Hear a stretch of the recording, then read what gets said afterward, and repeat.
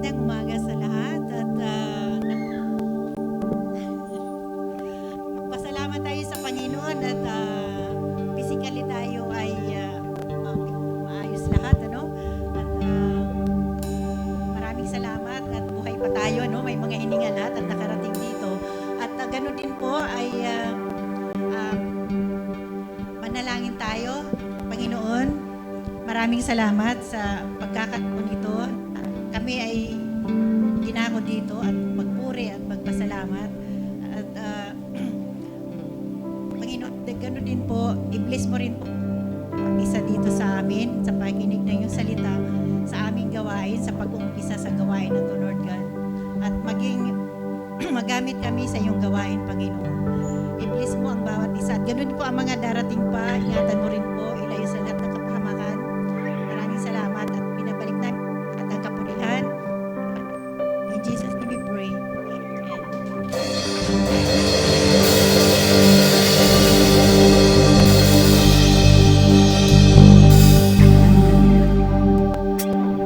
Amen. Magandang umaga po sa atin pong lahat. Amen. Nakakatuwa naman kasi yung mga nakita ko last week, bumalik po ulit. Ibig sabihin, ang Panginoong Jesus po ay home sweet home. Siyempre, babalik at babalik sa kanya pong tahanan. Amen? Amen. Sige nga po, pasalamatan natin siya. Bigyan natin ng isang malakas na palakpak ang ating pong Panginoong Diyos. Glory to God. Hallelujah. Inaanyayahan ko po kayo, sama-sama po tayong umawit sa ating Panginoon. Ano man yung pinagdadaanan natin, tuloy ang awit ng ating pong pagpapuri sa ating pong Panginoon. Glory to God.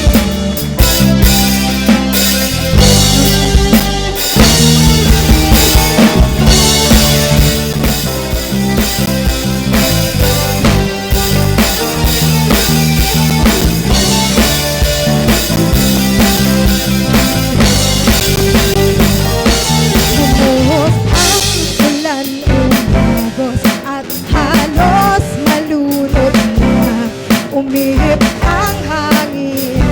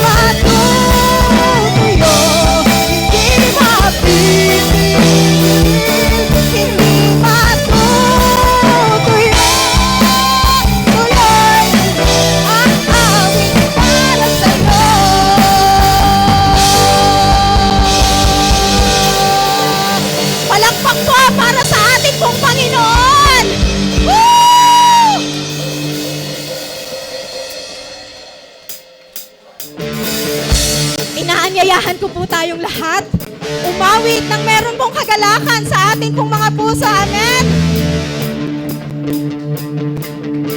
Umaawit, nagpupuri, iniwang ang lahat, papuri kay Yahweh. Sambitin mo, Yahweh, Yahweh. Lapit sa presensya mo, nagpupugay ang lahat, papuri kay Yahweh, Yahweh, Yahweh. Sa lahat ng oras, sa bawat araw, pinupuri at sinasamba. Let us declare this! Ikaw ang tunay na Diyos, Hari ng mga hari, kapag kailanman, hindi nagbabago. Oh. Ikaw ang tunay na Diyos, Hari ng mga hari, kapag kailanman, hindi nagbabago. Sigaw mo! Si Yahweh ang aking Diyos. Woo!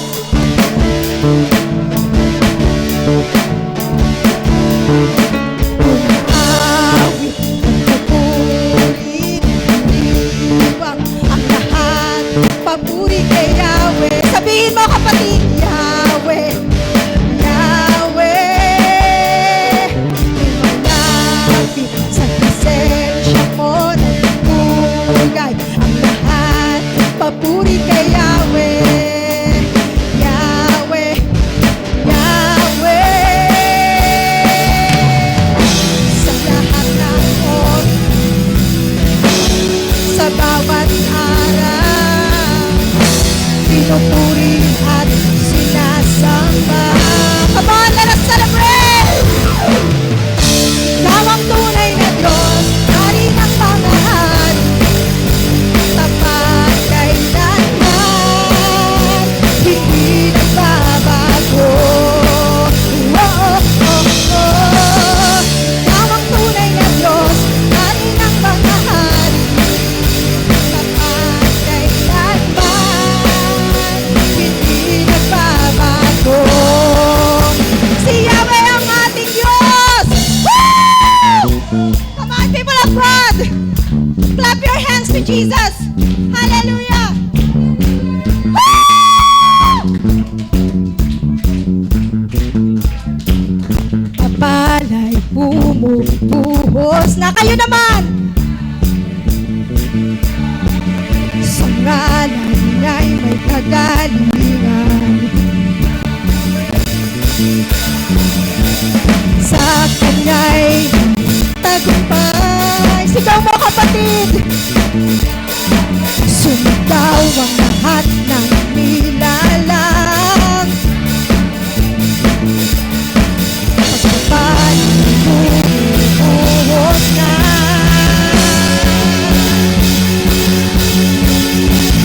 Kanya'y may kagalingan,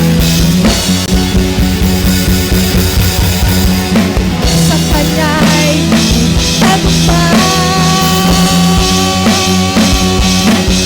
Sumigaw ang lahat ng nilalang. Ikaw ang tunay na Diyos. Come on, clap your hands!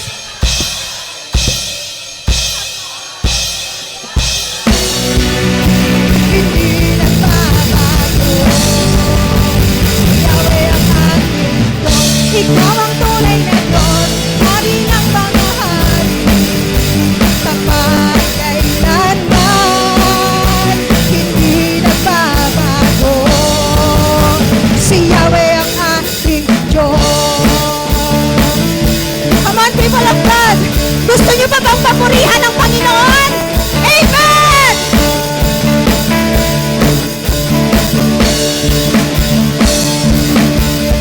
Anumang maging panahon, anumang pagkakataon, anumang maging sitwasyon, ika'y pupurihin. Anuman maging panahon, come on!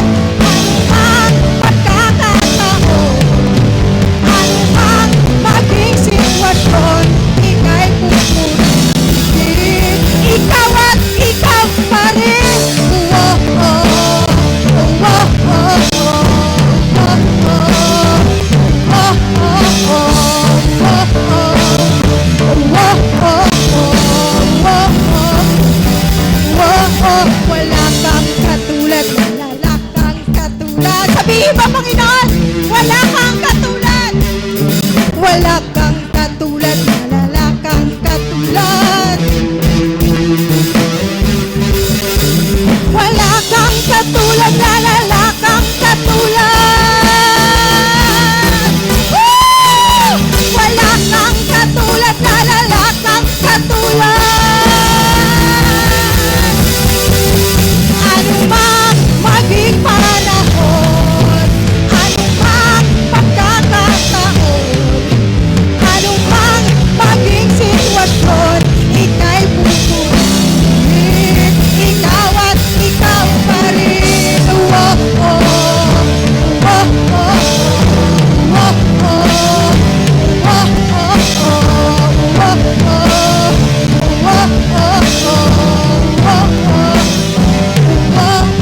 wala kang katulad, wala kang katulad. Wala kang katulad, wala kang katulad. Wala kang katulad. Wala kang katulad, wala kang katulad. Wala kang katulad, wala kang katulad. Anumang maging panahon, anumang pagkakataon, anumang maging sitwasyon, ika'y pupurihin. Ikaw at ikaw pa rin. Woo! You are worthy, Lord. Sige po, palakpak para sa atin pong Panginoon. We love you, Lord. We love you, Jesus. We love you, Lord. Tunay nga, Panginoon, na sa anumang sitwasyon, Panginoon, ang amin pong mga buhay, palagi mong pinatutunayan, Panginoon, na ikaw ay tapat sa bawat isa sa amin. Ikaw ay tapat, Lord, sa iyo pong mga salita. Kaya sa umagang ito, Panginoon, ang bawat isa sa amin na naririto ay hinihiling, Panginoon, na kung mayroon ka mang nakikita, O Diyos, na hindi ka nais-nais sa amin pong mga puso, basagin mo ito, Panginoon, nang sa gayon, O Diyos, ay malaya kaming makalapit at malayang makapasok, Panginoon, ang iyong Santong Espiritu sa umagang ito. Hallelujah. Sa bawat patak ng luha, sa aking kahinaan, sa bawat luhod at panalangin, di mo ako iniwan. Jesus, ika'y nariyan. Itataas ang aking mga kamay sa Diyos na mahabagin sa atin na tunay. O ang alay ko ay pusong basag, nagpapakumbaba sa iyong presensya, maghari ka.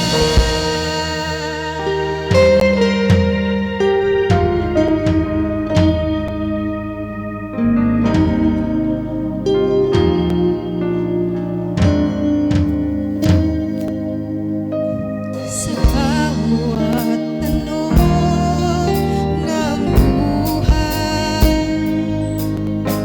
suliranin, maintindihan.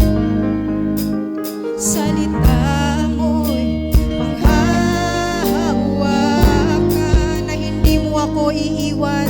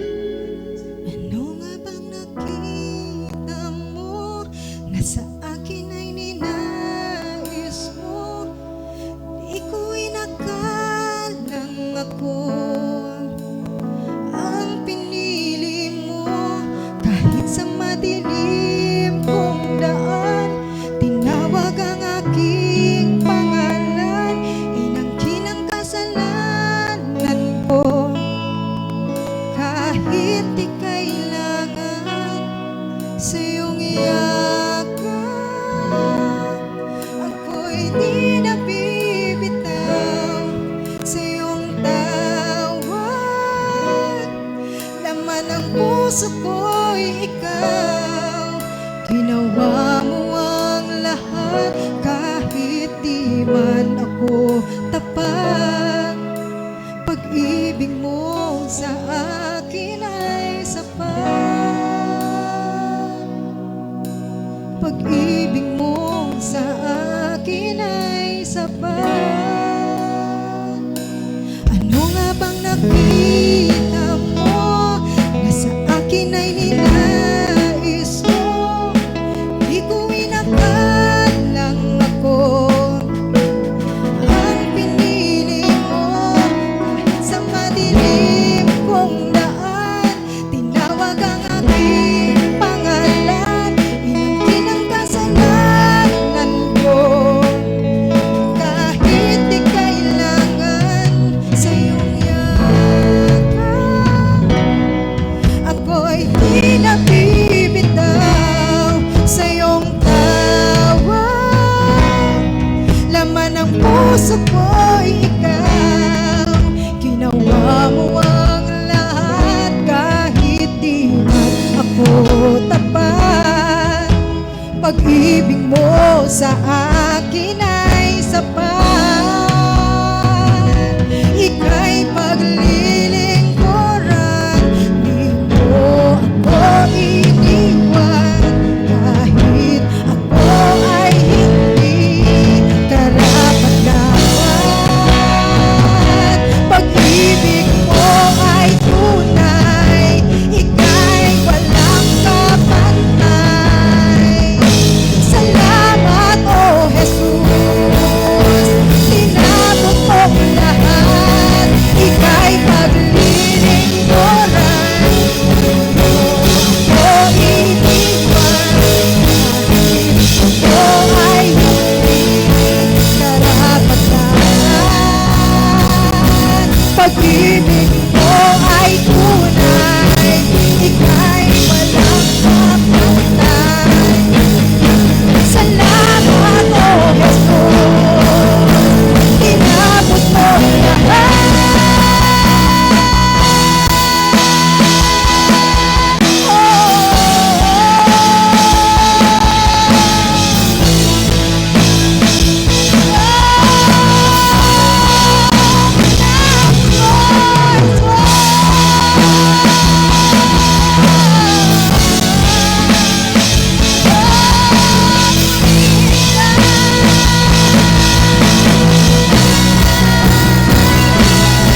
Sa iyong yakap, ako'y di nabibitaw sa iyong tawag. Laman ng puso ko'y ikaw. Ginawa mo ang lahat kahit hindi ako tapat. Pag-ibig mo sa akin ay sapat. Sa iyong yakap, ako'y di nabibitaw sa iyong tawag. Laman ng puso ko'y ikaw. Ginawa mo ang lahat para sa kaligtasan. Pag-ibig mo sa akin ay sapat. Walang hangganan, walang hangganan. Ngayon, bukas, at magpakailanman. Aking kasalanan, tinapos at binayaran. Pinakita mo ang iyong kakayahan. Let us worship the Lord. We worship you. Yes, Jesus. Oh, purihin ka. Purihin ka. Sige po, po atin po siyang papurihan sa umaga pong ito. Atin pong buksan ang atin pong mga labi. Tunay nga, Panginoon, Ikaw ay tapat, O Diyos, sa amin pong mga buhay. Sa iyong yakap, Panginoon, napapawi ang amin pong mga alalahanin. Sa iyong yakap, Panginoon, napapawi ang amin pong mga takot. Sa iyong yakap, Panginoon, nararamdaman namin ang iyong pag-ibig. Sa iyong yakap, Panginoon, naroon ang aming kaligtasan.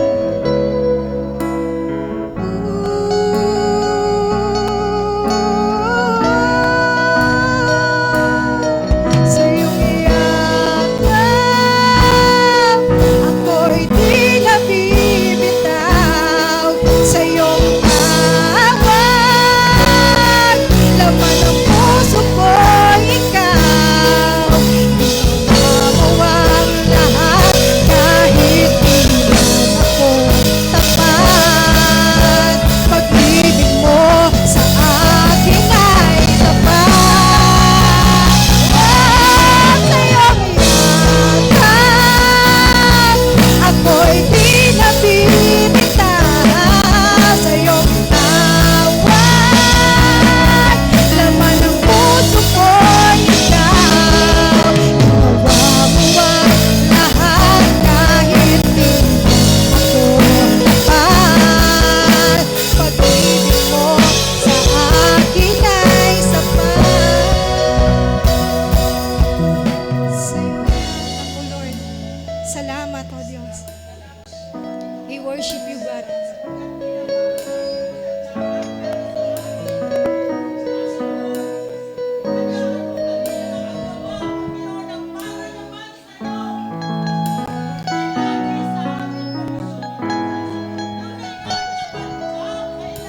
Blessed be your name. Blessed be your name. Blessed be your name. Habang nakayuko po tayo nakapikit, walang tumitingin sa ating katabi, ang ating mga isipan ay nakatuon lamang sa Kanya. Isipin po natin kung gaano kalalim, kalawak ang pag-ibig niya sa atin. Tunay na ang dugo at ang Kanyang buhay ang pinambayad para tayo ay matubos mula sa ating pagkakasala. Tayo po'y binili na. Ang sabi po ng Biblia, ikaw at ako ay binili na. Binayaran na po ang ating pagkakautang. Wala tayong kakayanan na bayaran yung ating pagkakautang dahil sa ating pagsalangsang, sa ating pagsuway.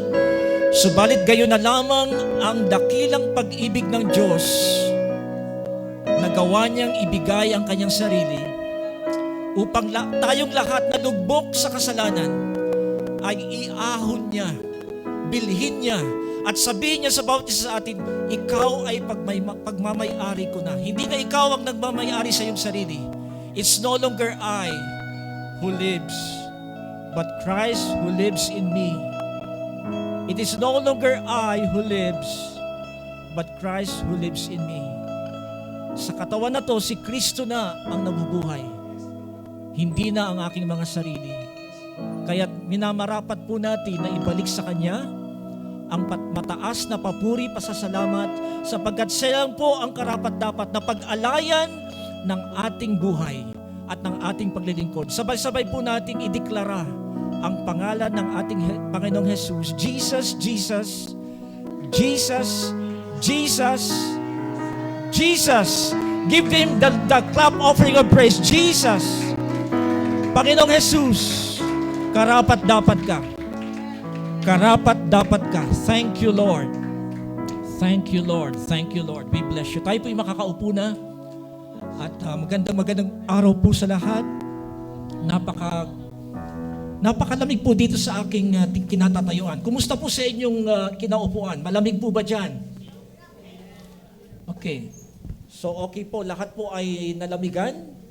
Lahat po ay nakakaranas ng lamig ng sobra. Dati po wala tayong ganitong klaseng convenience. But by the grace of God, binigay po sa atin ng Lord yung convenience.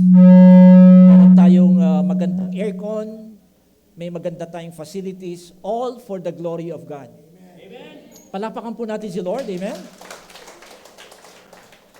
Bago po ako magsimula, ay atin lang pong i-recognize lahat ng mga bisita. So I just want to recognize the following people. Of course, we have our birthday celebrants for the month of September. Meron pong mga may kaarawan. Nais ko pong tawagin si Harvey Ramirez. Happy birthday. Sister Nikki Baterna. Okay, si Shiana Consular. Jenilyn Consular. Okay, and then meron tayong mga first-timer. For the first time, naka-attend po sa ating gawain. May we welcome John Villote. Okay. Richard Cruz, anak ni Saldi. Welcome. Erica Evangelista. Erica. Okay. Doon. Nandun si Erica. Okay. So, we welcome po sa lahat ng visitors at happy birthday sa lahat ng nagse-celebrate ng kanilang kaarawan. So, tayo po'y nakahanda na makinig ng salita ng Diyos. Amen. Kayo po ba ay ready na para kainin ang spiritual na pagkain? Amen. So, tayo po'y magsasalo-salo. Ang ating pagkain ay spiritual. Tayo po'y nabubuhay sa physical, beses po tayo kumakain sa bawat araw. Tatlong beses, minsan 4, minsan may midnight snack.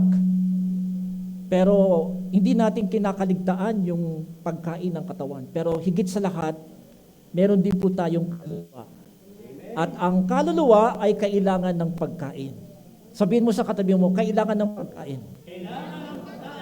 Ang ating kaluluwa. So ano pong sabi ng Panginoon? Hindi lang nabubuhay ang tao sa tinapay, kundi sa bawat salita na namumutawi sa bibig ng Diyos. So ngayong umaga, dadako po tayo sa mensahe ng Panginoon. Meron po tayong sisimulan na serye for the month of September. Medyo meron tayong feedback, no? Okay lang ba ng microphone na lang? Or okay lang po? Okay, so okay lang po. So itong September po ay minarapat ko pong magkaroon tayo ng series of teaching for the month of September and October. Ang ating pong paglalaanan na pag-aaral ay ang aklat po ng Marcos. The Gospel of Mark, ayun po ang napili ko na ating pong pagbibigyan po natin ng bonggang-bonggang pag-aaral. For the month of September and October, ito po yung ating magiging series of teaching. Iko-cover po natin yung buong aklat ng Mark, and this will be, ang goal po natin ay matapos natin siya sa loob ng 2 buwan. So for this morning, start po tayo sa Mark chapter 1. If you have your Bibles with you, pwede pong magsipagtayo tayong lahat at basahin po natin yung ating panimula ng ating pag-aaral mula po sa aklat ng Marcos. Okay, ito po yung sinasabi. May I just read to you the gospel. Okay lang po ba na medyo may feedback, no? Okay lang, microphone na lang tayo para hindi nakaka-distract. Okay. Pa po natin yung ating okay. Pwede pong patanggal na lang po nitong okay, para makapagtuloy-tuloy po tayo. So, medyo mayroon pong disruption yung ating okay, so tayo po'y dumako sa scripture reading po mula sa aklat ng Marcos. Sige po, basahin po natin. Sabay-sabay po natin basahin. Mark chapter 1 verses 1 to 8. This is the good news about Jesus, the Messiah, the Son of God. It began just as in the prophet Isaiah had written, Look, I am sending my messenger ahead of you, and he will prepare your way. He is a voice shouting in the wilderness, Prepare the way for the Lord's coming. Clear the road for him. This messenger was John the Baptist. He was in the wilderness and preached the people, should be baptized to show they had repented of their sins and turned to God to be forgiven. All of Judea, including all the people of Jerusalem, went out to see and hear John, and when they confessed their sins, he baptized them in the Jordan River. His clothes were woven from coarse camel hair, and he wore a leather belt around his waist. For food, he ate locusts and wild honey. John announced, "Someone is coming soon, who is greater than I am. So much greater than I am, not even worthy to stoop down like a slave and untie the straps of his sandals. I baptize you with water, but he will baptize you with the Holy Spirit." Tayo po yumuko at manalangin. O Diyos, salamat sa salita. Alam ko na gagamitin niyo po ang mga kataga na amin pong pagbubulay-bulayan at manggagaling po sa labi ng iyong lingkod. Dalangin ko po na ang salita ay magkaroon ng buhay sa bawat makikinig. Ang salita mo ay espiritu at buhay. Patuloy mong gamitin ang iyong salita para kami ay patuloy na mabago. Magkaroon kami ng tinatawag na malalim, personal, at Bibliyang pagkilala sa iyo, Panginoon, sa aming mga buhay. Sa iyo namin binabalik lahat ng kapurihan sa pangalan ni Jesus. Amen. Tayo po yung makakaupo na. Pag ating pong tiningnan sa Ebanghelyo, marami pong mga tinatawag na iba-ibang emphasis o diin ang mga nagsulat ng Ebanghelyo. Mapapansin po natin sa aklat ni Juan, ang focus po ni Juan ay doon po sa mga katuruan, yung mga pananalita ng ating Panginoon, at even yung kanyang panalangin ay nakarecord po. Sa Ebanghelyo ng Juan, yung buong prayer niya po, nakarecord po siya, yung mga pagtuturo ay napakarami. Pero dito po sa aklat ni Marcos, wala pong masyadong mahabang pagtuturo, wala pong masyadong panalangin na nakarecord. Mapapansin po natin sa aklat na to ay agad-agad action. No? Nagpasimula po ito sa isang pagkilos, paggalaw.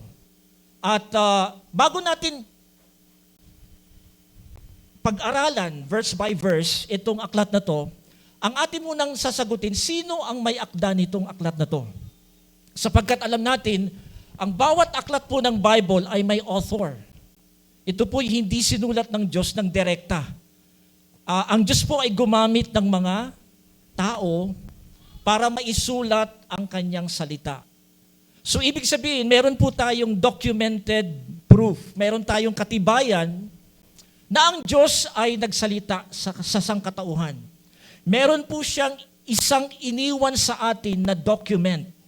Ang tawag sa document na ito ay Biblia. Sabi natin Biblia. Ang Biblia ay salita ng Diyos na isinulat sa lengguwahe ng tao. Dahil tao ang magbabasa, kailangan iparating ng Diyos ang kanyang mensahe sa pamamagitan ng mga salitang maintindihan ng mga tao. Kaya nga po, ang Biblia ay binubuo ng iba't ibang mga authors. Iba-iba po ang may akda nito.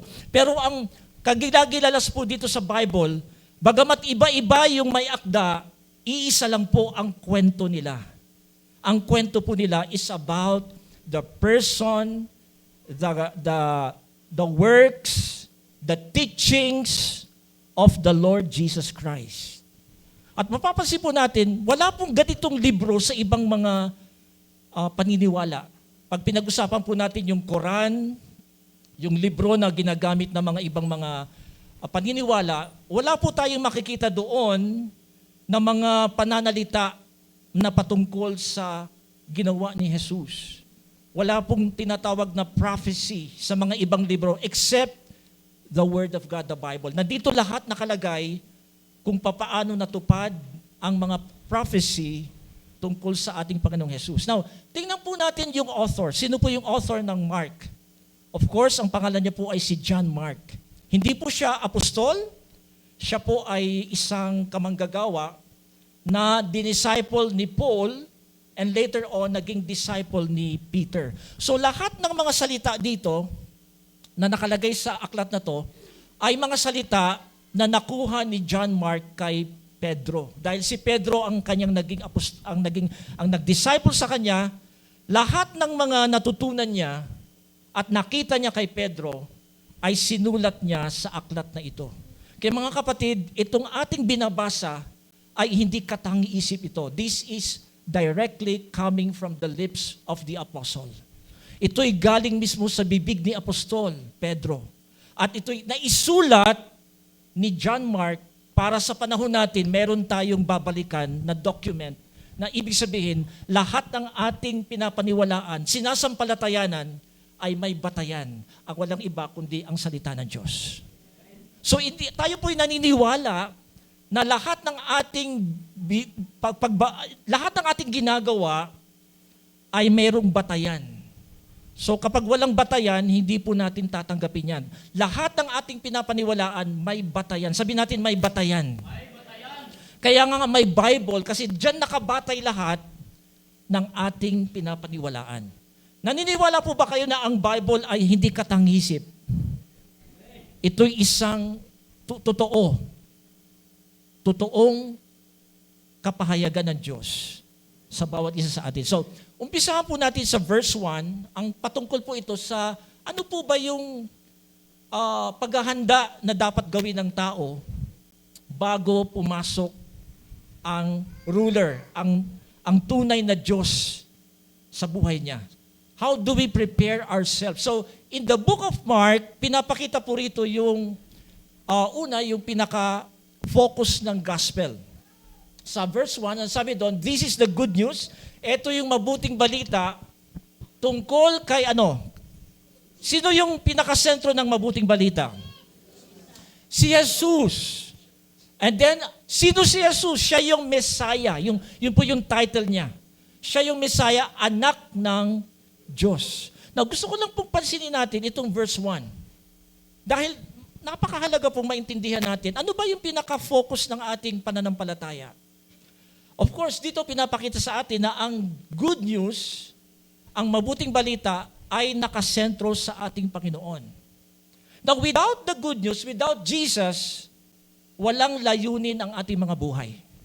Kung wala si Jesus, wala yung kanyang pagpunta rito sa lupa, wala yung kanyang paglibing, pagkamatay, paglibing, pagkabuhay na muli, walang dahilan para tayo mabuhay sa mundo.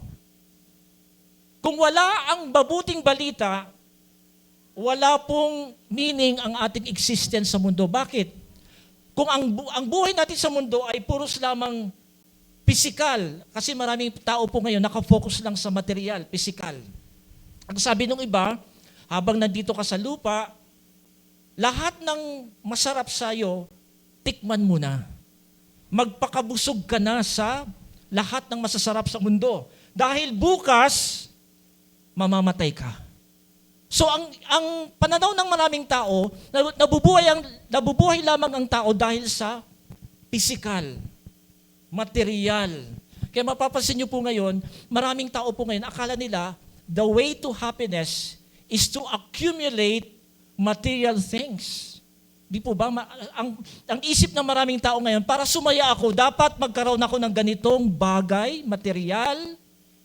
Dapat meron akong ganitong klaseng bagong gadget. Meron akong bagong bagay na pwede kong sabihin na talagang ito yung aking matagal nang pinapangarap at nakuha ko na, masaya na ako.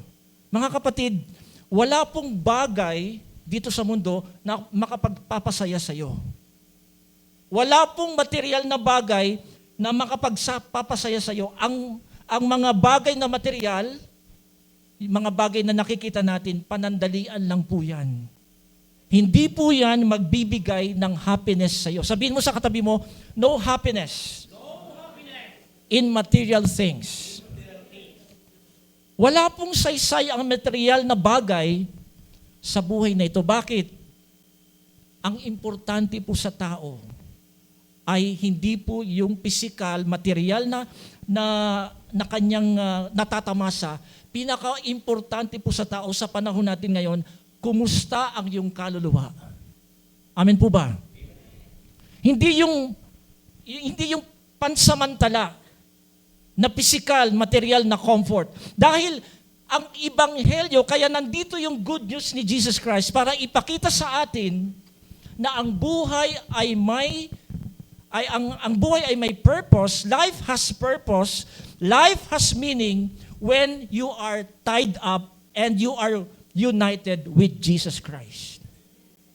Pag wala kang hindi ka nakiisa kay Jesus, wala yung gospel ni Jesus sa puso mo, kahit marami kang material comfort sa buhay na to, walang patutunguhan ng buhay mo. So, it starts with Jesus, the Messiah, the Son of God. Kaya gusto ko lang pong ipakita sa inyo rito, mga kapatid, na the primary things that is very important before God ay makilala po natin ang gospel. So si Mark po, ito yung una niyang pinapakilala. I want to introduce to you the gospel. Ano kaagad siya eh? Straight to the point. Dahil sa Gospel of Matthew, nagkwento muna siya ng, ang narration ni Matthew, yung kanyang ancestral, yung kanyang pinanggalingan, yung kanyang nativity, yung kapanganakan niya. Pero pagdating kay Mark, umpisa kaagad ni Mark, ito yung gospel. Ito yung kailangan ninyong malaman. So, Mark was writing to the Gentile. Sinusulatan niya po yung mga hintil, hindi po ito mga Hudyo. Si Matthew, ang sinusulatan niya mga Jews. Pero si Mark, ang kanyang audience dito ay mga hintil, hindi sila mga Hudyo. So, ang unang arangkada kaagad ni John Mark, ito yung kailangan nyo. I introduce to you the gospel which is about Jesus, the Son of God, the Messiah. So, bago po natin maintindihan yung gospel, nagbigay muna po siya ng mga meron po munang tinatawag na forerunner. At ito, maintindihan po natin yung ministeryo ni Juan Bautista. Dahil bago dumating si Jesus, nauna muna yung isang forerunner. Pag sinabing forerunner, meron munang nauna para ihanda yung lalakaran ng Mesiyas. Sa mga panahon po na yon, actually sa kultura po ng mga Romano, ang isang hari, bago siya pumunta sa isang lugar, meron munang advance party. Ang tawag doon parang, ihahanda muna nila yung parang daanan ng hari. So bago dumating yung hari, kailangan meron munang red carpet. Sabi natin red carpet. Di po ba? So kahit sa panahon natin ngayon, pag merong isang presidente, isang dignitary mula sa ibang bansa, pupunta sa bansa natin, may nakalatag na red carpet. Yung dadaanan mula pagbaba sa eroplano, napansin niyo po, pag bumaba yung presidente ng China, bumaba si Presidente Trump, no? Pumunta rito sa Pilipinas. Anong gagawin ng mga delegate ng mga gobyerno sa Pilipinas? Pag-landing pa lang sa eroplano, naka-align na yung mga dignitaries, yung mga official. At pagbaba sa eroplano, mayroon ng isang mahabang carpet, dadaanan nung presidente. Now, ganun din po dito sa ating nakita. Bago dumating si Jesus, meron kaagad isang tao na ang ministry niya, ilatag yung pagdadaanan ng Panginoon. Amen? Amen po ba? Meron siyang pagdadaanan at ilalatag muna. So si John the Baptist, ang kanyang ministry ay to prepare. Sabihin natin, prepare. The way of the Lord. Ihanda yung dadaanan ni Jesus. Now, pansinin po natin, ano yung significance nito? This was in anticipation of the fulfillment of the prophecy. So, dito po sa verse na binasa natin, si John ay siya ang gumanap ng propesiya. 700 years before the birth of Christ, nakalagay na sa Isaiah chapter 40, na mayroong isang boses na sisigaw. Anong sinisigaw niya? Prepare the way of the Lord. Ang boses niya maririnig. Saan? Doon sa ilang. At sasabihin niya sa mga tao, prepare the way of the Lord. Ihanda ninyo ang daraanan ng Panginoon. So ano po yung kanyang ministeryo? Siya po yung ginamit para ma-fulfill yung prophecy. Mayroong anticipation. Bago po dumating si Jesus, si John ay ginamit para ihanda yung kanyang daraanan. So ito rin po yung pinapakita sa atin dito. John was fulfilling a part of that prophecy, and then sabi doon, yung mga tao, the people in Judea and Jerusalem, lahat po ng mga tao doon were all going to the wilderness. Grabe po yung, nung narinig nila yung call ni John, yung message ni John. Okay? Narinig nila na mayroong nagpipreach sa wilderness. Ang sabi doon, lahat ng mga tao nagsipagpunta sa ilang. Ibang klase po, ano? Ang ministry po ni John, yung kanyang nagsimula po siya, hindi po sa city, hindi po sa syudad. Siya po'y nagsimula doon sa wilderness. Pansinin po natin, di po ba ang tinuturo sa atin, pag nag-umpisa ka ng church, dapat punta ka doon sa matao, sa city or sa talagang makikita yung location ng church mo, kitang-kita. Pero si John, ang ginawa niya po, nag-umpisa siya sa wilderness, sa disyerto. Alam niyo po ba, nung tayo po yung nag-uumpisa rito sa church, marami nagsasabi, huwag kayong mag-umpisa dyan sa lugar na yan. Masyadong malayo. Masyadong hindi kayo pupuntahan ng mga tao kasi wala kayo dun sa bukana ng mga kalsada. Pero alam niyo mga kapatid, hindi pala tumitingin ng Panginoon kung saan banda yung church. Pag sinabi ng Diyos, diyan kayo mag-umpisa, God will bless the work of His ministry. Nagsimula po tayo dito. Pero ano pong nangyari? Ang Diyos po ang nagdadala ng mga tao unti-unti papunta sa ating gawain. Amen po ba? Amen. Sa panahon ni Juan, ganun din po. Ang sabi sa kanya, Juan, siguro kung may PR man si Juan, sasabihin sa kanya, it's not good to start in wilderness. Bakit ka mag-uumpisa sa wilderness? Pero doon siya nag-umpisa. Bakit po yung wilderness ang napili niya? Kasi ang wilderness, yung ilang, ay simbolo po ito ng kalagayan ng puso ng tao. Ang isang tao na wala po sa Panginoon, para po siyang disyerto. Ang buhay niya ay parang wala po siyang barren po siya. Ang disyerto po, barren yan eh. Walang buhay, walang tubig, walang kabuhayan, malungkot, wala po siyang sigla. Pero doon po napili ng Diyos na mag-umpisa ng kanyang gawain. Amen po ba? Amen. Ganon din po sa atin. Marami po sa atin ay nasumpungan ng Panginoon sa ganong kasing kalalagyan.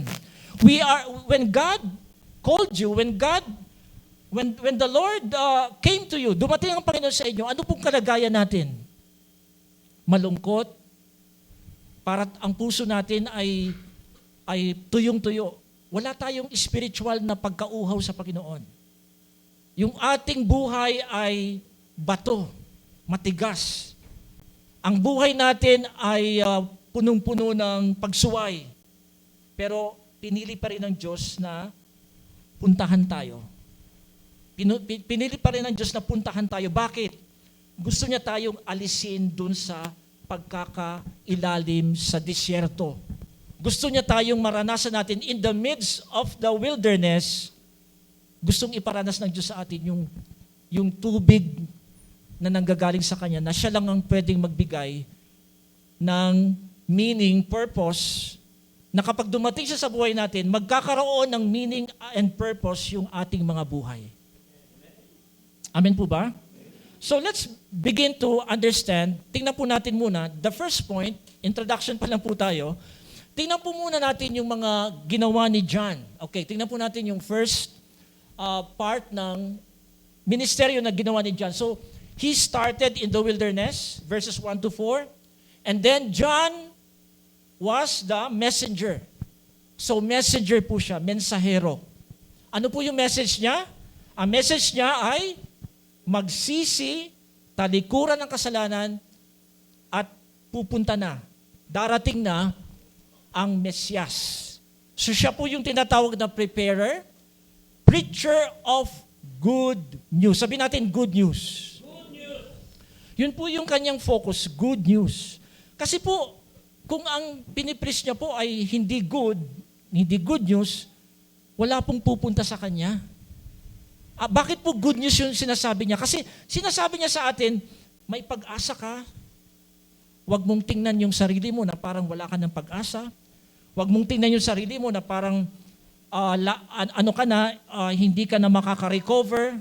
Kasi iba-iba po yung sitwasyon ng mga tao. May mga tao po kasi na nung sila'y kinausap ng Diyos, ang kalagayan po nila ay talagang bagsak na bagsak. Bagsak yung kabuhayan. Bagsak yung kanilang spiritual. Bagsak yung kanilang isip dahil sa problema.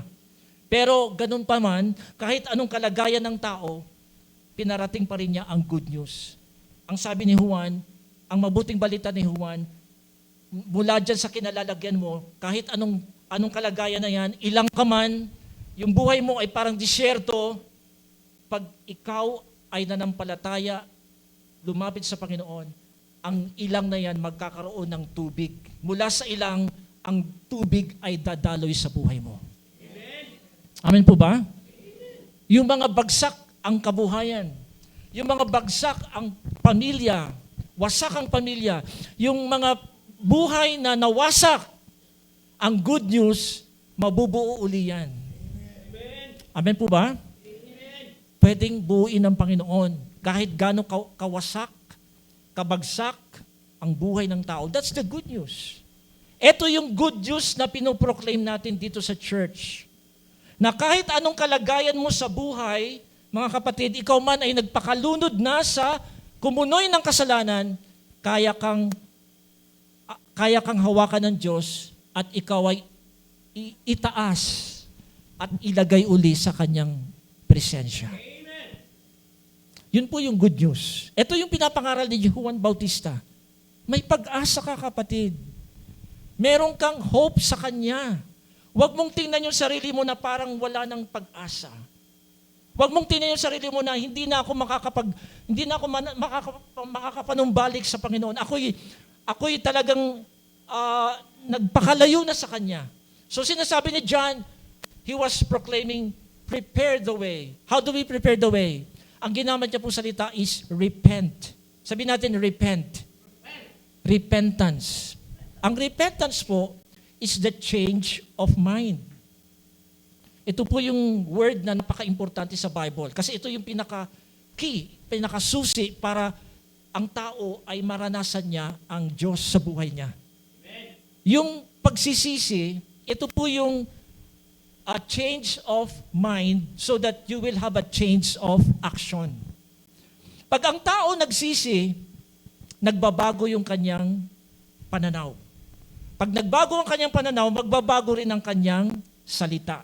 Magbabago yung kanyang actions at yung habits niya. Kaya ito yung sabi ni John, ang unang step, ang unang paraan para katagpuin ka ng Diyos, maranasan mo ang Panginoon, baguhin mo yung isip mo. Change the way you think. Amen po ba? Alam niyo po, yan po yung importante sa atin. Baguhin natin yung mindset natin. Yung iba kasi, sinasabi nila, Pastor, pinanganak akong mahirap, hindi na ako makakaalis sa kahirapan. That is your mindset. Nandiyan pa ba kayo? Amen. Pero pag nakilala mo si Jesus, magbabago ang mindset mo. Kung ikaw man ay pinanganak na mahirap, nakilala mo si Jesus, pwedeng baguhin ng Diyos ang mindset mo. From poverty, you can overcome poverty to receive the abundance of God. Marami po sa atin poverty mentality. Siguro dahil nanggaling tayo sa mahirap na pamilya.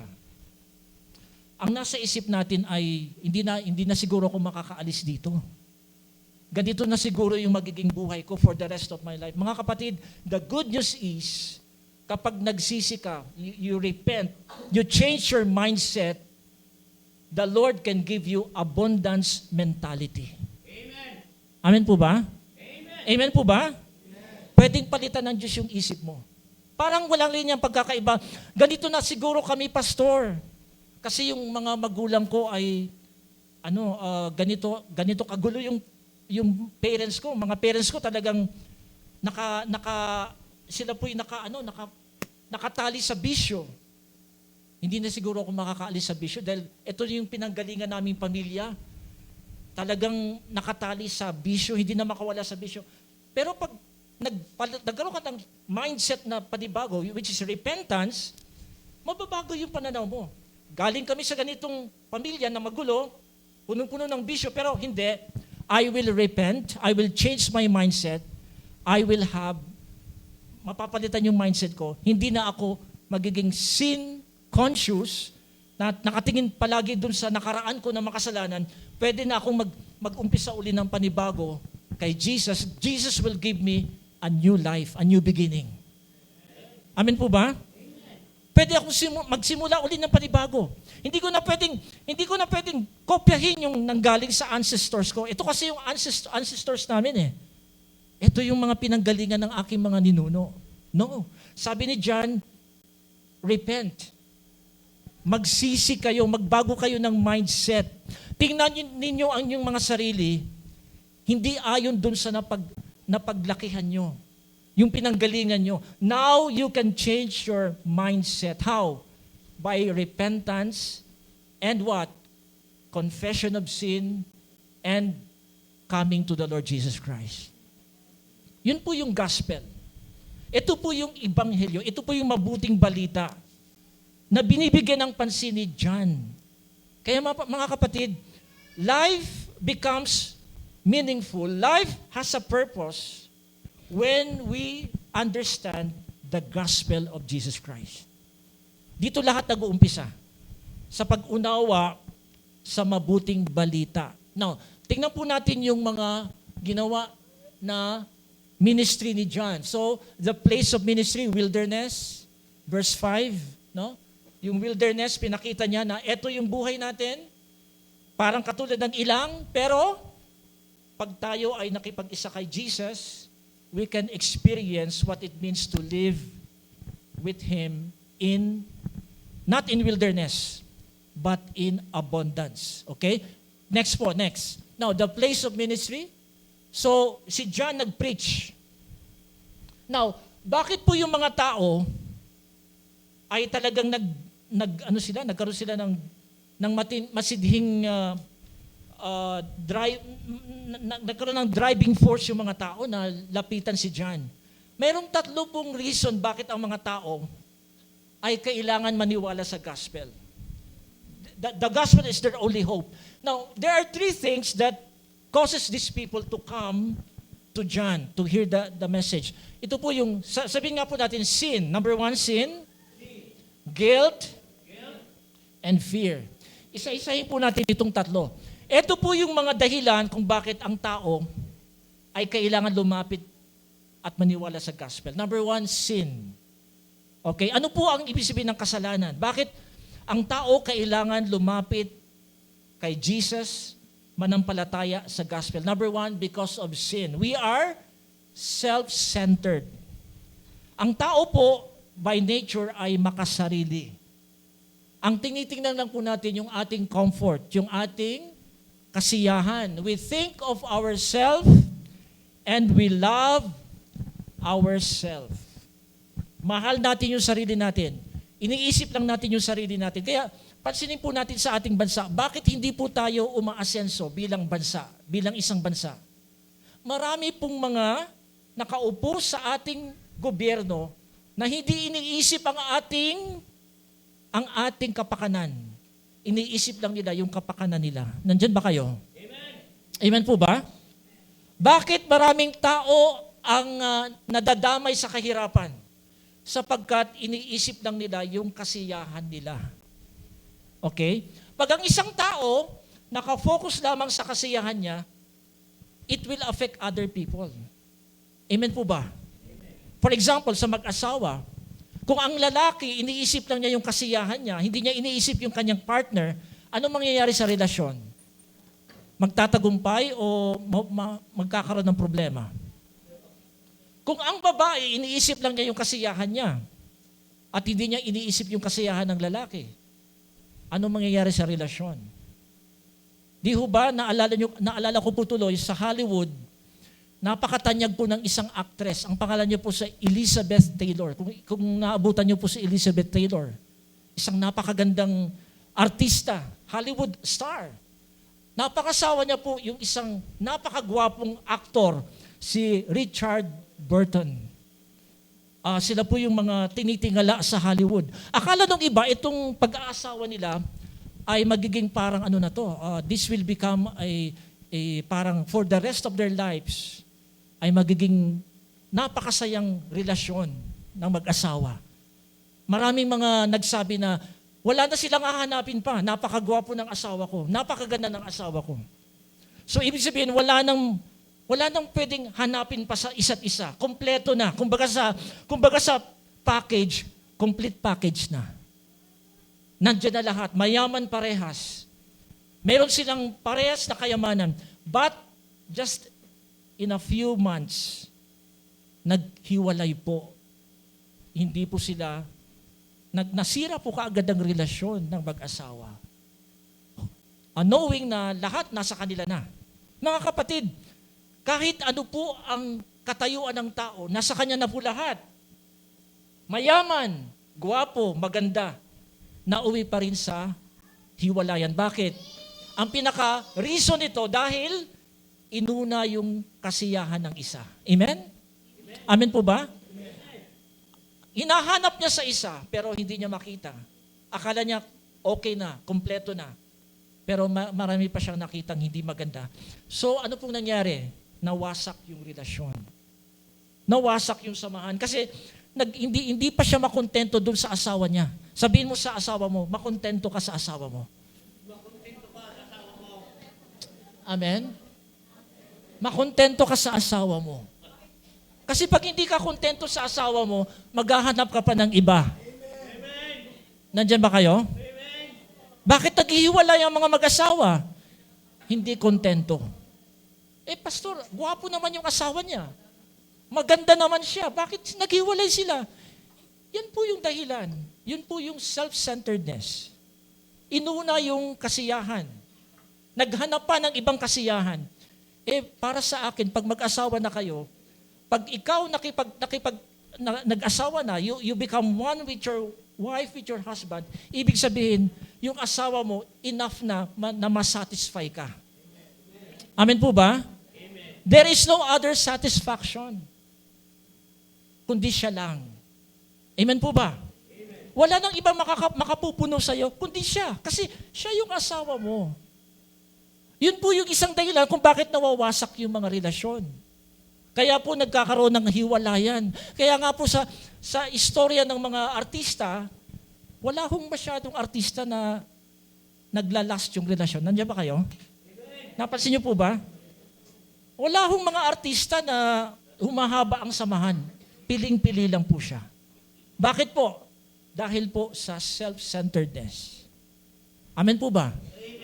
Kaya ito po yung isang dahilan bakit yung tao kailangan ng gospel eh. Ganon din po sa mga taong gobyerno. Pag hindi nasiyahan sa kanyang kita, ayaw niya pang kumikita na siya ng 200,000 a year.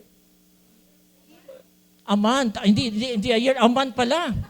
Biro mo 200,000 a month. Okay, meron na siyang 200,000 a month. Pero hindi pa rin masiyahan. Kailangan pa rin siyang mangontrata sa DPWH. Amen? Kailangan maghanap pa siya ng kontrata para yung 200,000 maging 5 billion, 54 billion. Grabe ano? Hindi nasisiyahan. Hindi siya masaya. Naghahanap pa siya ng higit pa dun sa... Kaya nga sabi ni John, kayong mga nasa gobyerno, masiyahan na kayo kung ano yung kita nyo. Tanggapin nyo na lang. Amen? Masiyahan na kayo. Don't covet. Huwag na kayong maghangad ba ng mas malaki? Kasi pag naghangad ka ng mas malaki, yun ang magiging kasiraan mo. Masisira ka at makakasira ka ng mga buhay. Amen po ba?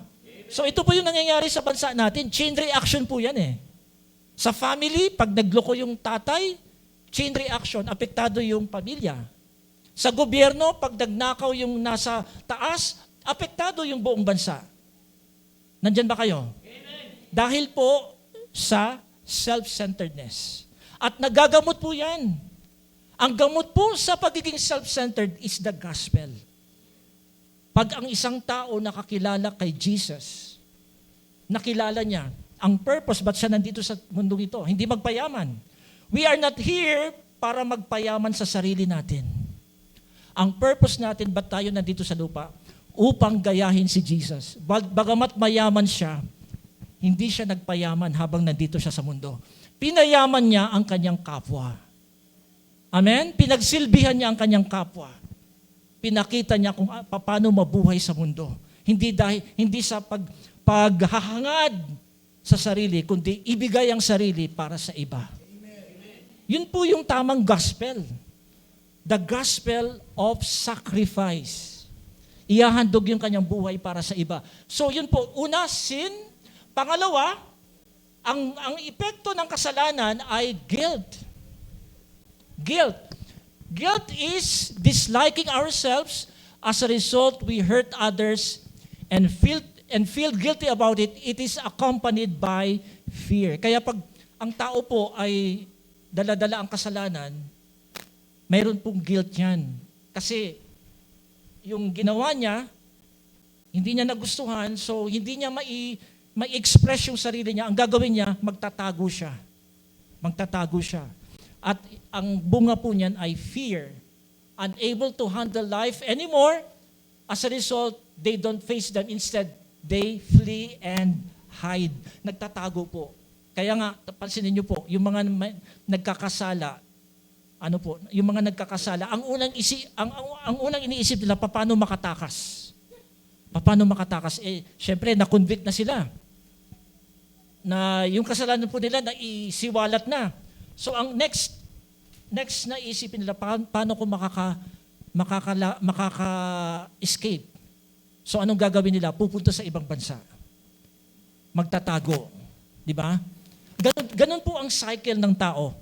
Pag nahuli na nagkasala, magtatago. Amen? Amen po ba? Nagtatago siya. Pinipilit niyang itago yung kasalanan. So ang mga tao po noong panahon na yon, because they feel the guilt, naramdaman nila yung guilt, yung fear, ayaw nilang manatili sa ganitong buhay, lumapit sila kay John. Anong message ni John? Tingnan po natin yung next. Ito yung simpleng message ni John. Tingnan natin. So the messenger was part of the promise anticipated in the Old Testament. And then the messenger announced the way to God. And the messenger assured people of the promise through baptism. So ito na yung message. Sabi ni John, repent, confess your sins, and be baptized. Yung bautismo. Actually, yung bautismo, that is an outward symbol of inward reality. Yung tao, pag taos-pusong nagsisi, nagtalikod sa kasalanan, ipapakita niya by means of submerging. Magpapailalim siya sa tubig. At pag labas niya sa tubig, ibig sabihin, lahat ng lumang pagkatao niya na-wash away na. Amen? Na-wash away na bago na siyang nilalang. So, yun po yung ibig sabihin ng baptism dito. Actually, yung baptism, walang epekto yan kapag hindi muna nabago yung heart ng tao. Kailangan mabago muna yung heart bago siya i-baptize. Kasi baptism is just an outward symbol. Pero yung totoong pagbabago, nangyayari muna sa puso. Paano? Repentance, pagsisisi. Turning away from sin. Having the right mindset. Doon po nag-uumpisa yan. Okay, next. So, how does God meet our need according to John? Paano po ba ang Diyos kikilos sa buhay natin para i-meet niya yung ating pangangailangan? So, ito po, repentance, number 1, is the only way man comes to God. Ito lang po yung way. Pagsisisi, changing our mind. And then secondly, of course, pag nagsisi tayo, ang pangako sa atin, we will have forgiveness of sins. Yan yung pinaka-greatest blessing. Pwede tayong makaranas ng kapatawaran, o hindi ito sa ating sariling effort, kundi it is a gift from God na kapag tayo lumapit, we can receive the forgiveness. And then, ito po yung pinaka-importante sa lahat. Greater than forgiveness of sin, we can experience the baptism of the Holy Spirit. Ang sabi ni John, ako ay nandito, nag-preach sa inyo ng mensahe ng pagsisisi, but the greater one, masigit sa akin darating. Masigit sa akin. At pag dumating siya, He will baptize you with the Holy Spirit. Anong ibig sabihin po nito? Kung si John ginamit ng Diyos para tayo dalhin sa repentance, pagsisisi, pagtalikod sa kasalanan, si Jesus naman, pag dumating sa buhay natin, ilulubog naman tayo sa Holy Spirit. Amen? So si John, more on yung sa ceremonial, yung baptism in water. Pero pag si Jesus dumating sa buhay natin, mas matindi ang gagawin niya sa atin. Kung si John, tayo ay pinailalim sa tubig, nilubog sa tubig, si Jesus naman, ilulubog tayo sa kapangyarihan ng banal na Espiritu. Mas matindi to. Kasi pag si Jesus na ang nandyan sa'yo, at siya na ang magsusubmerge sa'yo sa Holy Spirit, it will transform your life. Mas matindi yung transformation. Kung kay John nagkaroon ng changed life, kay Jesus, transformation. Paano tayo matatransform? Pag tayo ay bautismuhan, nalubog sa kapangyarihan ng Banal na Espiritu, doon mag-uumpisa yung transformation ng buhay natin. Magbabago yung ating pananalita, magbabago yung ating mga habits, magbabago yung ating actions. People will notice, ibang-iba na ito. Kasi si Jesus ang nagbaptize sa Kanya sa Holy Spirit. Amen? At ito po yung dapat nating paghandaan. Ang dapat paghandaan ng FCF Church Bagumbong ay ang pagkilos ni Jesus sa atin sa pamamagitan ng bautismo sa Banal na Espiritu. Pero kung hindi pa kayo nabautismohan sa tubig, bukas po ang ating church. Mayroon po tayong schedule for water baptism para po doon sa gustong magpabautismo at sundin ang yapak ng ating Panginoon, pwede po tayo magpabaptize. But greater than water baptism is the baptism of the Holy Spirit na mararanasan ng taga-FCF Church Bagumbong. Amen? So next preaching ko po, we will talk about the baptism of the Holy Spirit and the baptism of Jesus. So ito po yung series of teaching. Hindi po natin to aapurahin. Ano lang po ang gagawin natin? Ano lang po tayo? Utay-utay lang po yung ating pagtuturo hanggat matapos po natin yung aklat ni Marcos. Amen po ba? Tayo po umuko. Let's all bow on our head. Thank you, Lord. We bless you. Thank you, Lord. We bless you. Thank you, Lord. We bless you. Salamat, Panginoon. Nangusap ka sa puso ng bawat isa. Lord, wala pong saysay ang buhay namin dito sa mundo kung hindi kami makakasunod sa iyong ebanghelyo. The good news of the Lord Jesus Christ. Si Jesus, nagkatawang tao. Si Jesus, namatay sa krus, nilibing, nabuhay na muli upang ang buhay namin magkaroon ng saysay. Upang ang buhay namin magkaroon ng pag-asa. Upang ang buhay namin ay managana. Upang ang buhay namin ay magkaroon ng kagalingan. Ang buhay namin ay guminhawa. Lord, lahat ng ito ginawa mo. Sa krus ng Kalbaryo, nagkaroon ng katuparan ang mabuting balita sa aming mga buhay. Kaming mga tao na wasak ang buhay, pwede mo uling buuin, Panginoon. Ngayong umaga, habang ako po'y nagsasalita at kinakausap po kayo ng Panginoon, marahil nandito kayo for the first time or matagal na kayong uma-attend sa church. But, subalit, kung nararamdaman nyo yung pagkatok ng Diyos sa puso nyo, siguro sinasabi ng Panginoon sa iyo, anak, matagal ka nang saya, sapitan ng laman sa kasalanan. Ito na yung panahon. Ito yung araw na buksan mo ang puso mo, tanggapin mo ang inaalok ko sa iyo, ang buhay ko. Inaalok ko sa iyo. Kung meron po ba sa ating kalagitnaan, ikaw ay kinakatok ng Diyos at sinasabi mo, yes, matagal na akong namumuhay sa kasalanan at nararamdaman ko yung guilt, yung takot, pero sa oras na to, narinig ko ang mabuting balita. Gusto kong tanggapin si Jesus sa puso ko. Anyayahan ko siya sa aking buhay. Kung nandito po kayo ngayon, walang nakatingin sa katabi, nakapikit po tayo, at nararamdaman nyo po yung pagkatok ng Diyos sa puso nyo, itaas nyo po yung kamay. Meron po ba dito sa ating kalagitnaan na nararamdaman nyo yung pagkatok ng Panginoon sa puso nyo? Sinasabi nyo, yes Lord, matagal na akong namuhay sa mundo. Ngayon naman, gusto kong ibigay ang buhay ko para sa iyo. Simula ngayon, I will be living for your purpose, for your glory. Itaas pong yung kamay. Meron po ba dito na gustong tumanggap sa Panginoon? Sige po. Sige po. Pwede pong tumayo. Tumayo po. Usher, please assist them. Meron po bang gustong tumanggap? Ito po yung mabuting balita na nais iparating ng Panginoon sa inyo. Thank you, Lord. Meron pa po ba? Sige, habang nakapikit po tayo, nakayuko. Meron pa po bang gustong tumanggap kay Jesus? Okay? Siguro, ito na po yung panahon na isuko na natin yung buhay natin sa Kanya. Thank you, Lord. Sige po.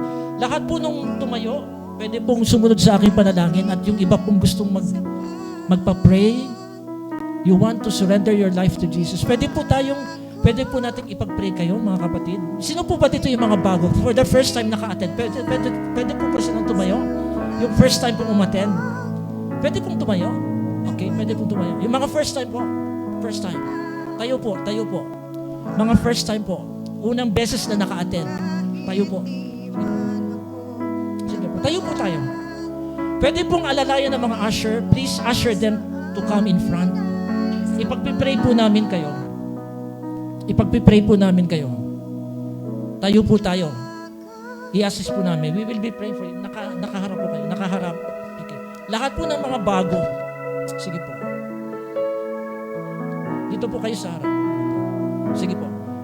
Okay, please come. Please come.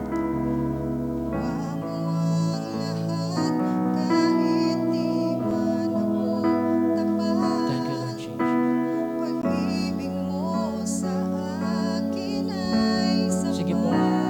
Sige po, yung mga iba pa po na paparating, bigyan niyo po ng daan.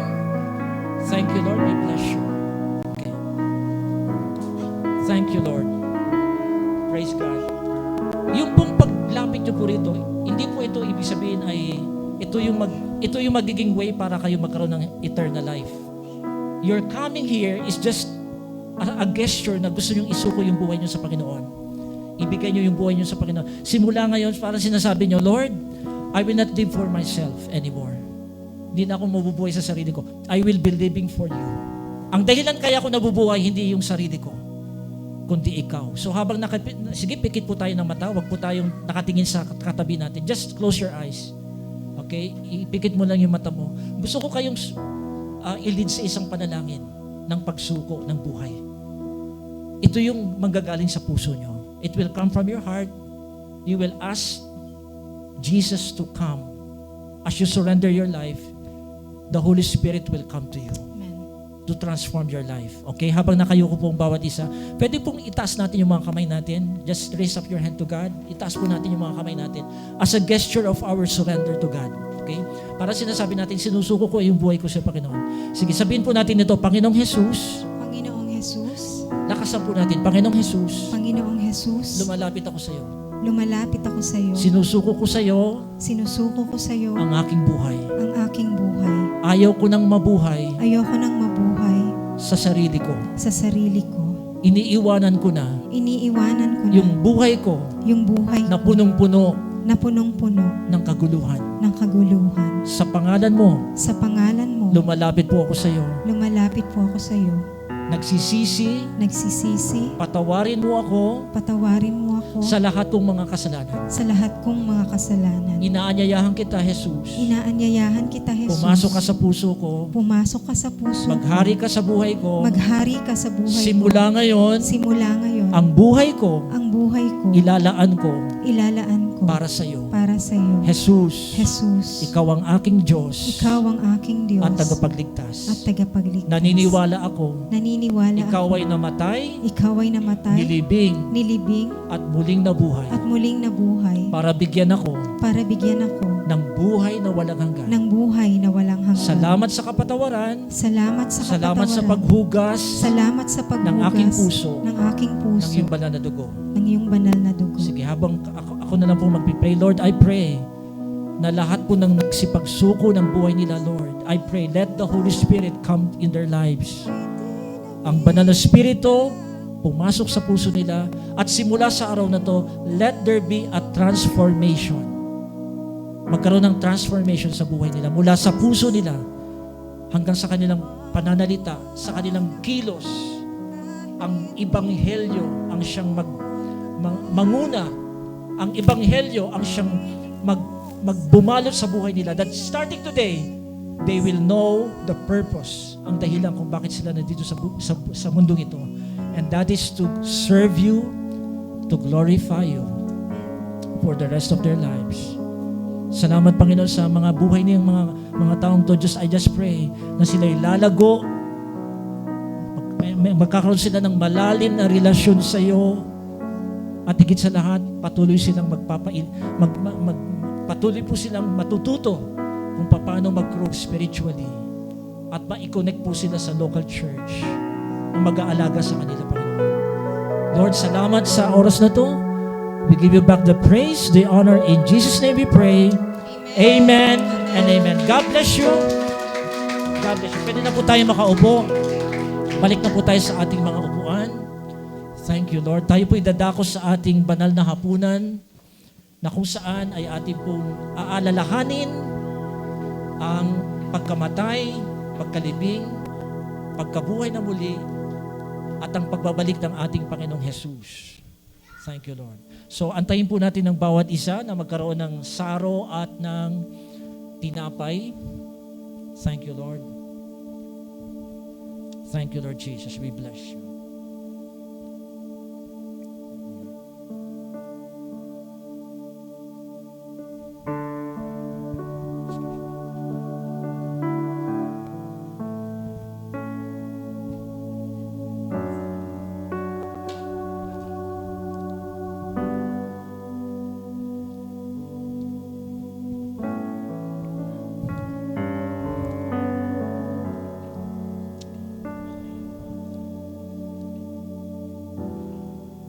Sige po, antayin po natin ng bawat isa na kung mayroon na po tayong hawak na tinapay, antayin po natin na lahat ay makumpleto po yung paghawak ng tinapay at ng saro.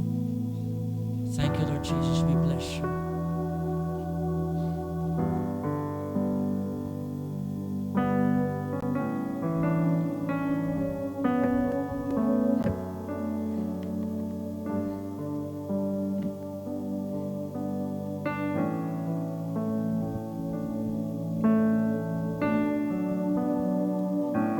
Kayo po'y nakakuha na ng tinapay, pwede po nating itaas yung tinapay.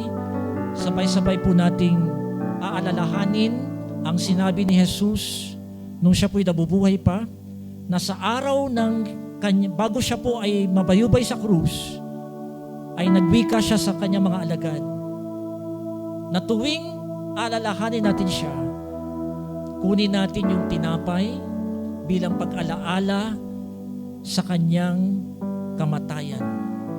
So, habang nakataas po yung tinapay na ito po yung tinapay ng buhay, na kung saan ang buhay ng ating Panginoon, kaisa-isang buhay ng Panginoon, nilaan niya para sa atin.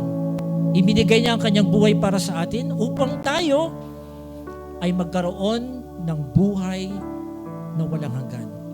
So, let's all raise this bread symbolizes the broken body of our Lord Jesus Christ. Na ang sabi sa Isaiah chapter 53, He was wounded for our transgression. He was bruised for our sins. And by His stripes, we are healed. Sa mga latay na tinamo niya sa kanyang katawan, gumaling tayo sa ating spiritual na karamdaman. Dahil sa katawang nabayubay sa krus, nakaranas tayo ng buhay na walang hanggan at kagalingan sa ating mga spiritual. Sabihin po natin itong panalangin, Panginoong Jesus, sabay-sabay po natin sabihin, Panginoong Jesus, ang tinapay na ito ay sumisimbolo ng iyong katawan na nabayubay sa krus, na kung saan nagkaroon kami ng kagalingan, spiritual at physical. Sabay-sabay po natin kainin. Itaas po natin yung saro. Ang saro ang sumasagisag ng bagong tipan ng Diyos, na kung saan si Jesus, ang kanyang dugo ay tumigis para sa ating kapatawaran. At kung wala ang pagtigis ng dugo, ang sabi ng Bible, walang kapatawaran ng kasalanan. Dahil sa dugo na dumaloy sa katawan ni Jesus, tayo ay pinatawad sa ating kasalanan. Sabay-sabay po nating inumin yung sarang.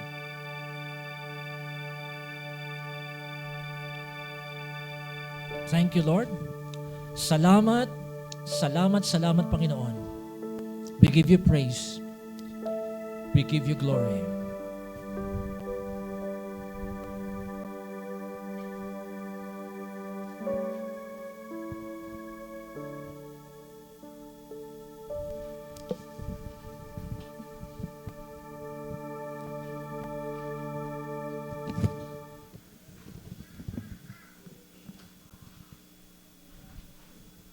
Na-bless po ba tayo sa Word of God? Amen. So ngayon naman po, dadako na po tayo sa ating tithes and offerings. So sabi sa preaching kanina, John the Baptist prepared the way for Christ to call God's people to repentance. So in the same way, in our giving, we are preparing our hearts and declare that Jesus is our Lord in our lives and even in our finances. So let's prepare our hearts as we give. Let us pray. Heavenly Father, we thank you, Lord, for all the things that you have done in our lives, Lord. Truly, Lord, na mabuti ka sa aming mga buhay, O God. And as we give our tithes and offering, we are honoring you with our wealth, with our income. And binabalik po namin ito sa iyo. Patuloy mo po itong gamitin, Lord, sa aming church, Lord, even, Lord, sa aming mga buhay, O God. We pray, Lord, for your multiplication, Lord, that you will bless, Lord, the works of our hands. Bless the hands that give, O God, and we are honoring you and glorifying your name, O God. In Jesus' name we pray. Amen. Just sing it out tonight, one voice. Jesus at the center of it all. Jesus at the center of it all. From beginning to the end, it will always be, it's always been you, Jesus.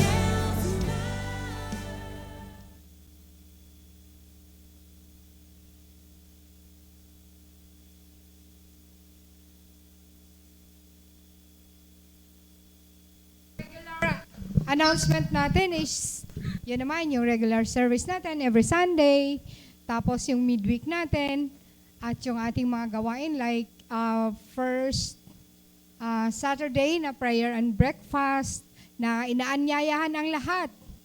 Every 7 a.m. in the morning sa ating prayer and breakfast. At sa ating, we have youth service sa lahat ng youth. Yung preteens natin, pwede na sa mga 12 years old, pwede na. Pwede na, para saling kit-kit. 12 years old and up. Saling kit-kit. Yung mga 12 years old. Sa youth. Pa-youth na sila, ayaw na nila doon sa children. So, lahat ng 12 years old up, pwede na nating i-retain na. After service, meron din silang sariling service. So, yung pinaka-exciting sa lahat, nabasa ba natin ano yung ating mga upcoming events? First is meron tayong basic massage training. Ito ay pangkabuhayang turo dito sa church. Sino yung gustong matutong magmasahe? Magpapamasahe ka. Matutong mag-massage siya. Basic, ituturo dito this coming next month. From October to abot siya ng December, once a week lang. Magpalista na sa mga naka-blazer mamaya. And next is, meron tayong basic computer literacy. Bago mag-December, marunong na tayo niya, no? Lahat ng mag-i-enroll. Umpisa na natin. That is also every Sunday. Yung basic massage training pala, gagawin siya every Thursday ng 1 to 5 p.m. Libreng mga sponsor, may libreng laptop, may libreng computer, may mga sponsors po tayo. Then, yung pinaka-exciting din sa lahat, yung ating membership class, 5 sessions lang yan. Sa mga, and isang water baptism. Yan, abangan natin ang lahat ng yan. No? At kung sino yung may talento sa pagtumugtog at sa pagkanta, ay magpa-audition mamaya? Hindi pa. Magpalista muna. Agad-agad ba? Magpalista muna, tapos bibigyan nata kayo ng orientation daw. Ito, nautusan nyo ko, hindi nyo ko tinayin. So yun lang po. And may yung ating mga special request ba yan? Okay. Yan. Yehey, si Francis makasali.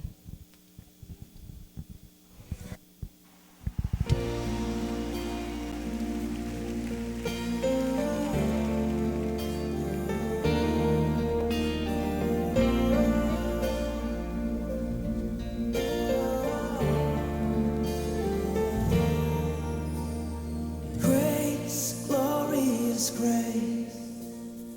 Grace, glorious grace. At the cross, you called it finished. Grace, wonderful grace. Grace, wonderful grace. At the cross, all of my sin is covered. Covered. Covered by your grace, oh. Covered. Covered.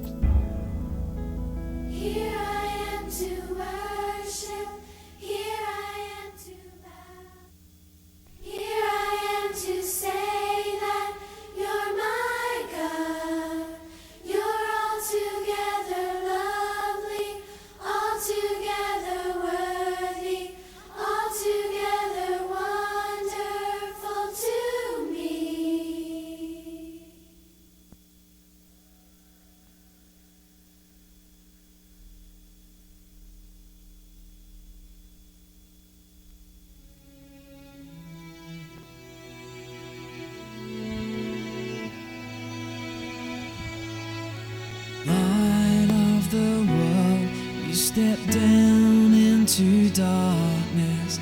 Hallelujah. Open Amen. my eyes, Praise let God. me see. So tayo po dadako sa ating closing. After that, we will have our victory proclamation.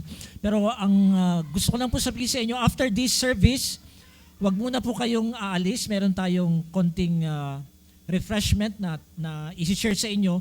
Habang nagre-refreshment po tayo, yung pong mga men's natin pwede magsama-sama para i-meet natin yung mga men's, yung mga women's magsama-sama, yung mga youth magsama-sama para magkaroon tayo ng konting kumustahan, fellowship bago tayo umalis sa church. Amen? Sige, magsipagtayo po tayong lahat. Thank you, Lord. We bless you for this day. Salamat, O Diyos. Kinatagpo mo kami sa aming mga personal na pangangailangan. Nagparamdam ka ng iyong presensya. Mahal na mahal mo kami, Panginoon, kaya pinili mo na ibigay mo yung buhay mo sa amin. Kasi gusto mo na ikaw ay makasama namin for the rest of eternity. You want us to be with you because you wanted us to be with you always. Na hindi na kami mawawalay, Panginoon, kaya pinili mo na ang buhay mo, ibigay mo sa amin. God, sa oras na ito, pagpalain mong bawat isa. May you continue, Lord, to remind us of our purpose kung bakit kami nandito sa mundo. Huwag mong aalisin sa puso namin ang dahilan kung bakit kami nabuhay sa mundo. And Lord, we give you back the praise in Jesus' name. And all God's people say, Amen. Amen! Amen! Glory to God! Siyempre po, bago po na po tayo maghiwa-hiwalay, magbalik po tayo ng papurit pasasalamat sa Panginoon. Amen? Yung mga nakikita po ba naming mga mukha, ay makikita din po ba namin sa susunod na linggo? Amen! Amen! Hallelujah!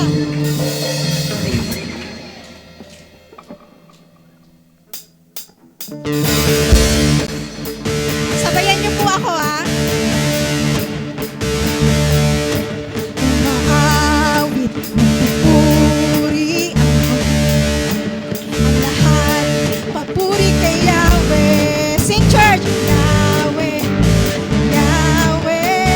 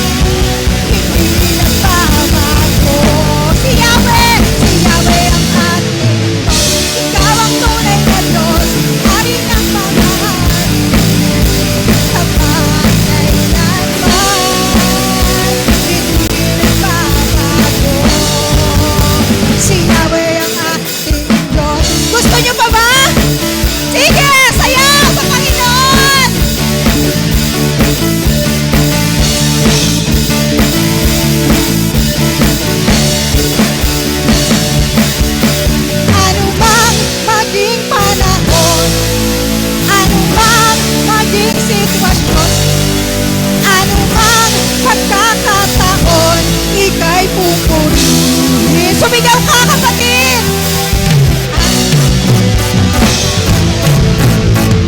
Pagkakataon, anumang maging sitwasyon, ika'y pupunin.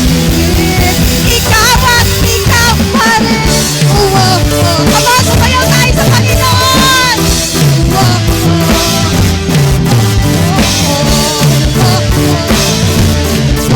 Yung mga nasa likod, ibigay mo yung para sa Lord. Wala kang katulad, wala kang katulad.